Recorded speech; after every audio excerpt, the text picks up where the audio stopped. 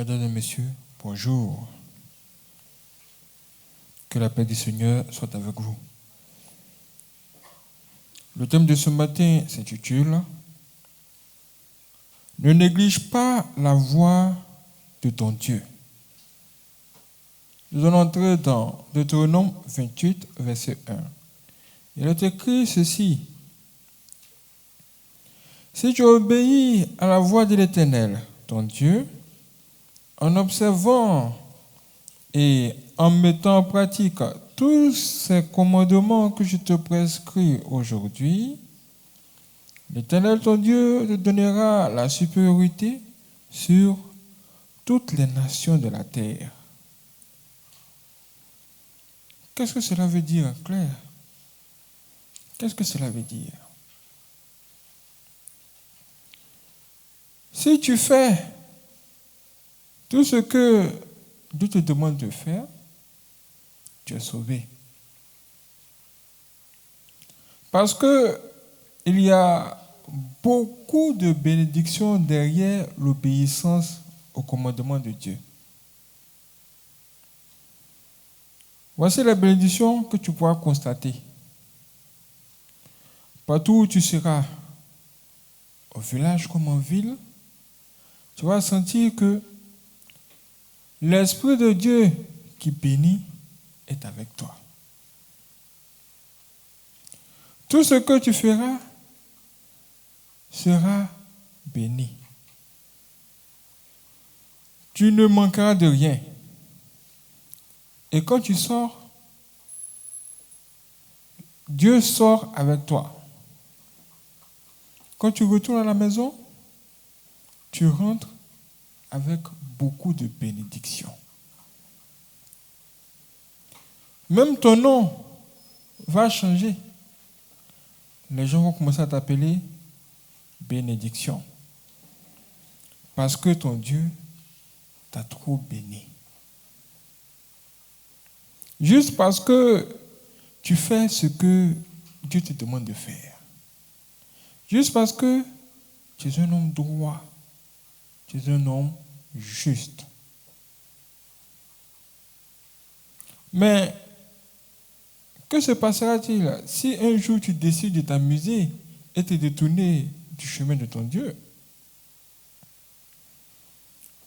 Ça, c'est une chose à éviter. Mais ça peut arriver. Si quelqu'un s'amuse à négliger la voix de son Dieu, ce qui va se passer, c'est que le diable va commencer à applaudir. Il va commencer à acclamer. Il sera en joie. Il va dire bonjour. Il va te dire bonjour. Ayoka. Akwaba. Bienvenue.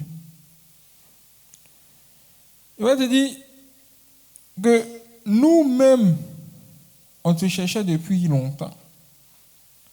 Mais à cause de la protection de Dieu, c'était un peu compliqué.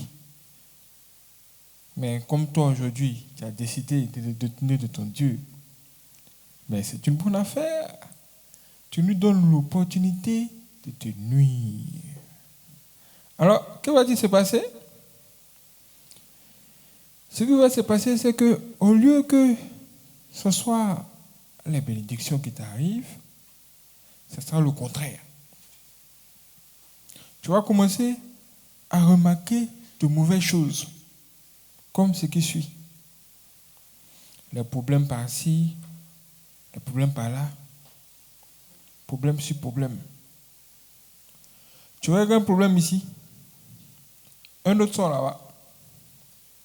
Tu as un problème devant là-bas, un autre sort derrière. Toi-même, tu ne comprends pas.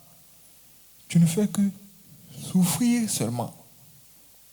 Tu vas de souffrance en souffrance. Et tes ennemis te regardent et ils sont en joie. Parce que plus tu souffres, plus leur force augmente.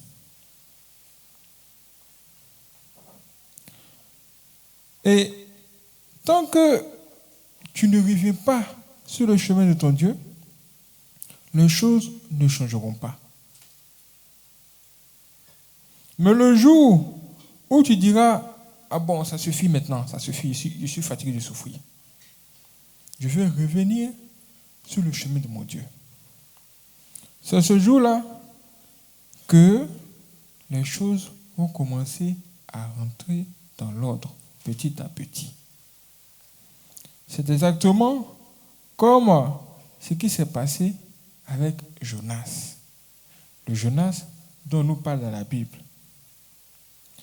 Si Dieu lui dit, quand Dieu lui dit, passe à gauche, lui dit non, Dieu, ce que tu dis là, ça ne m'arrange pas. Je veux passer à droite.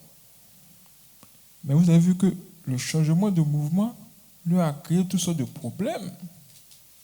C'est exactement ce qui arrive aux gens qui appartiennent à Dieu. Quand tu appartiens à Dieu, tu ne dois pas du tout dévier. Mais qu'est-ce que cela nous montre en clair? Qu'est-ce que cela nous montre aujourd'hui? Cela veut dire que cette année, la bénédiction et la malédiction se trouvent entre tes propres mains. Il faut tout simplement savoir comment marcher. Tu ne dois pas écouter les gens dont l'objectif, c'est de te ramener en arrière. Les gens dont le travail, là, c'est de te ramener en arrière. Là. Tu ne dois pas tout simplement les écouter. Tu dois avancer avec ceux qui veulent te voir réussir. Ça veut dire que si toi, tu as par exemple 10 amis, si parmi tes amis là, il y a 6 qui te donnent de mauvais conseils, tout le temps quand vous marchez ensemble là, ils t'incitent à aller boire, ils t'incitent à dépenser, ils t'incitent à chercher les femmes, à faire t'amuser n'importe comment. Ces gens-là ne veulent pas te voir avancer. Maintenant, s'il n'y a que 4, quand tu marches avec eux, toi-même tu sens que tu dépenses moins et tu penses à construire, tu marcheras donc avec les 4 là seulement. Maintenant, les 6 autres là, tu leur dis ciao, ciao, à demain. Merci beaucoup. Tu vas te séparer d'eux. Parce que quand tu marches avec de mauvaises personnes, leur simple présence à côté de toi, là, c'est pas bon.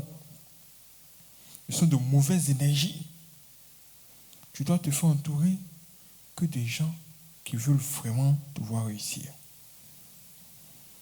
Que Dieu éloigne de ta pensée ou de ton cœur les voix du mauvais conseiller. Que la voix de l'Esprit de Dieu règne sur le trône de ton cœur pour t'amener à la bénédiction, au succès et à l'élévation. Que Dieu vous guide, que cette année soit prospérité sur prospérité pour nous tous. Que Dieu nous garde.